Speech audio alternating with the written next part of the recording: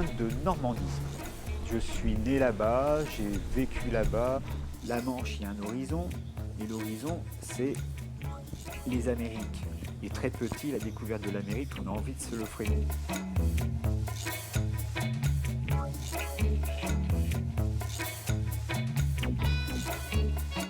Ce qui m'a plu tout de suite en Guyane, c'est que j'ai ressenti une énergie innommable.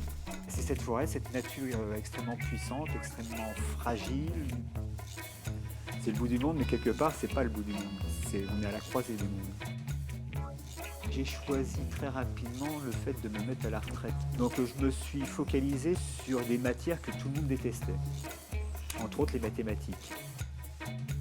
Dès le début, je savais que très rapidement, j'allais abandonner tout ça. C'était histoire de m'asseoir, essayer de trouver un boulot en tant que prof de maths. Et puis à un moment donné, se détacher de tous ces fils invisibles avec la métropole, de ces petites habitudes, et de s'enraciner quelque part. Ce lieu, au départ, était la centrale électrique de Saint-Jean, qui arrive à la fin du Ban. Quand je suis arrivé en 2000 sur le site, c'était la poubelle du quartier de Saint-Jean. Et quand j'arrive, le premier travail a été de tout nettoyer, de tout démonter, de tout reconstruire pour m'en faire une œuvre zéro dans laquelle je vis. Je me suis donné comme objectif artistique, entre guillemets, quand je suis arrivé ici, c'était de me dire « Oh, il faut que ça soit le plus rapidement possible une sorte de caverne des mille et une nuits, un endroit où on peut trouver plein de trésors. »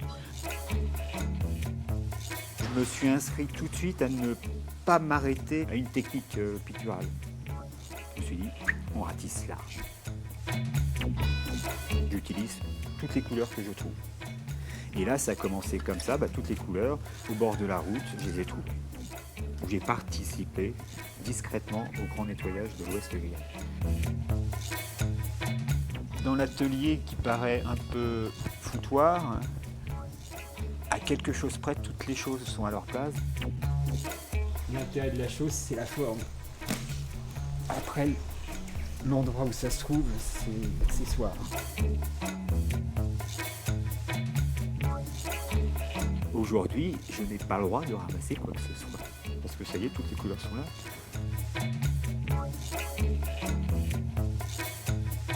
Il faut arriver à passer par là. Hop.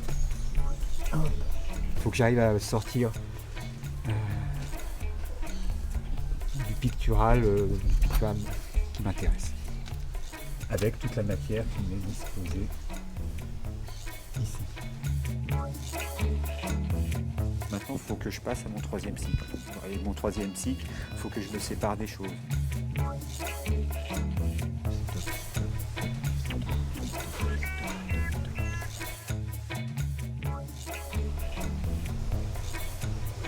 Un ami me disait en me voyant travailler, l'important, Jérôme, c'est qu'il faut suivre ton chemin.